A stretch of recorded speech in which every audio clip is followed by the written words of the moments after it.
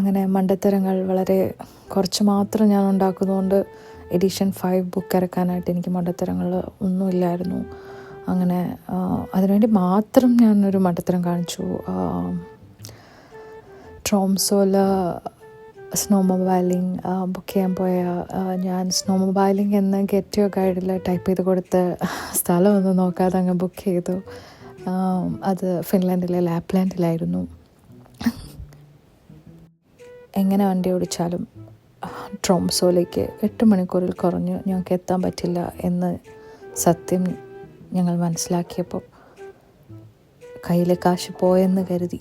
എന്നാലും ഞങ്ങളൊന്ന് എറിഞ്ഞു നോക്കി അവർക്ക് മെയിൽ അയച്ചു, പ്ലീസ് ഞങ്ങളുടെ വണ്ടിക്ക് വയ്യ, ഞങ്ങൾ എങ്ങനെയും നെക്സ്റ്റ് ഡേ സ്ലോട്ടിലേക്ക് കുത്തിക്കയറ്റണം പ്ലീസ്. ഞങ്ങളന്ന് കിടന്നുറങ്ങി. പാവം കെട്ടിയാൻ എന്നോട് എന്തു പറയാനാ അല്ലേ, ചിലവരെ ദൈവം അങ്ങനെയല്ലേ സൃഷ്ടിക്കുന്നത്. സോ ബുദ്ധിയില്ലാത്ത കുട്ടി പാവം എന്ന് കരുതി എൻ്റെ കെട്ടിയവനൊന്നും എന്നോടൊന്നും പറഞ്ഞില്ല. ഞങ്ങൾ അന്ന് രാത്രി കിടന്നുറങ്ങി, കെട്ടിപ്പിടിച്ച് കിടന്നുറങ്ങി. പിറ്റേന്ന് രാവിലെ എപ്പോഴും അവർ മെയിൽ അയച്ചു, guys, it's okay, we have slots for day after tomorrow, but not in the first slot, but കുറച്ച് കഴിഞ്ഞിട്ട് അടുത്ത സ്ലോട്ടിൽ കയറ്റാം എന്ന് പറഞ്ഞു. അങ്ങനെ ഞങ്ങളൊരു 8-8:30 ആകുമ്പം അവിടെ എത്തി. മിക്ക കാര്യങ്ങളും കുറച്ച് കാലം കഴിയുമ്പോൾ നമുക്ക് മനസ്സിലാവും, ഓ അതങ്ങനെ സംഭവിച്ചത് നന്നായി, അതുകൊണ്ടല്ലേ ഇന്നിങ്ങനെ സംഭവിച്ചതെന്ന്. സോ അങ്ങനെ ഒരു മൊമെൻ്റ് ആയിരുന്നു അവിടുത്തെ സ്നോമൊബൈലിങ്ങിന് വേണ്ടി ഞങ്ങൾ പോയപ്പം. അവിടുത്തെ ഒരു ഡീപ്പ് ഡൗൺ ഒരു ഫോറസ്റ്റിലൂടെ ആയിരുന്നു. ഈ ഐ ഡോണ്ട് നോ മൂവീസിൽ ഞാൻ കണ്ടിട്ടുണ്ടോയെന്ന് പറഞ്ഞറിയിക്കാൻ പറ്റാത്തത്ര ബ്യൂട്ടിഫുള്ളായിരുന്നു. എനിക്കിത്തിരി പേടിയുള്ളതുകൊണ്ട് അധികം വീഡിയോസൊന്നും എടുത്തില്ല.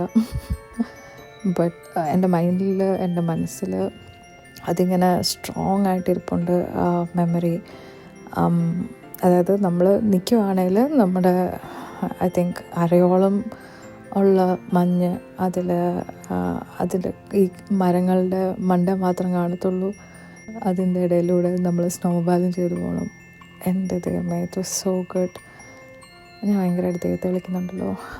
അവിടെ പിന്നെ ഞങ്ങളെ അത്ഭുതപ്പെടുത്തിയത് ഞങ്ങളുടെ കൂടെ വന്നൊരു ഗൈഡ് പെങ്കൊച്ചായിരുന്നു. May be she's in her late 20s and she was so strong. ഞാൻ എൻ്റെ കെട്ടിനും കൂടി ഇങ്ങനെ തമ്മി നോക്കിയിട്ട് ഇതെന്തായത് അയൺ ലേഡി എന്നൊക്കെ. അങ്ങനെ അത്രയും തണുപ്പേറിയ രാജ്യങ്ങളിൽ മേ ബി ഔട്ട്സോഴ്സ് ചെയ്യാൻ പാടായിരിക്കും.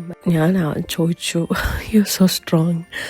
അപ്പോൾ പുള്ളിക്കാരി train that way because we don't have any other option, എല്ലാ കാര്യം ചെയ്യാൻ വേണ്ടിയിട്ട് എന്നൊക്കെ പറഞ്ഞിട്ട്. അവിടുത്തെ ഫ്രോസൺ ലേക്കിൽ മീൻ പിടിക്കാൻ ശ്രമിച്ചുകൊണ്ടിരിക്കാൻ സംഗതി എളുപ്പമല്ല. ഞങ്ങൾക്ക് മീനൊന്നും കിട്ടിയില്ലെങ്കിലും അതൊരു എക്സ്പീരിയൻസ് ആയിരുന്നു. It was nice. അങ്ങനെ ഞങ്ങൾ ഒട്ടും പ്രതീക്ഷിക്കാതെ സാന്താക്ലോസ് വില്ലേജ് വിസിറ്റ് ചെയ്യാൻ പറ്റി ലാപ്ലാൻഡിൽ.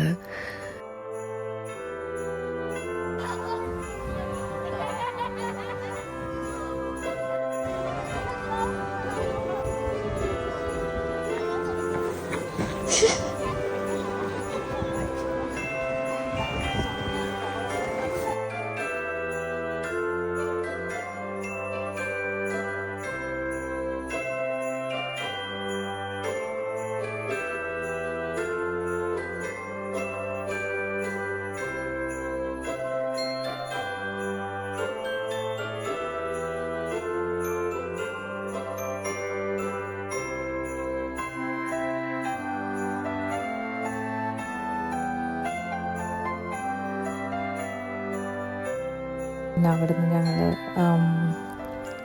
സ്വീഡൻ വഴി നമ്മൾ എയർപോർട്ടിൽ ലാൻഡ് ചെയ്ത സ്ഥലമാണ് ഓസ്ലോ.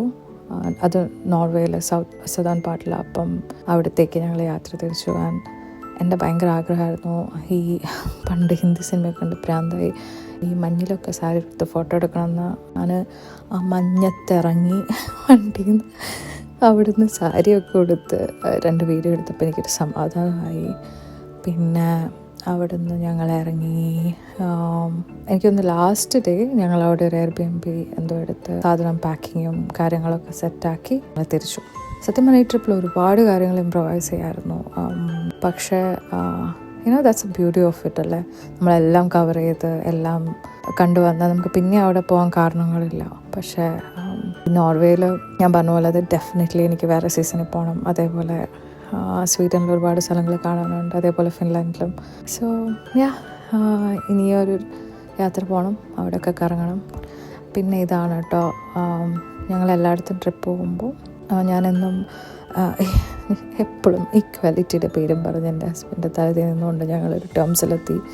എവിടെയെങ്കിലും യാത്ര പോകുമ്പം ഒരാൾ വിൻഡോ സൈഡിലിരിക്കും, തിരിച്ചു വരുമ്പോൾ മറ്റേ ആൾ. സോ അതിൻ്റെ സന്തോഷമാണ് എൻ്റെ കെട്ടിയൻ്റെ മുഖത്ത് കാണുന്നത്.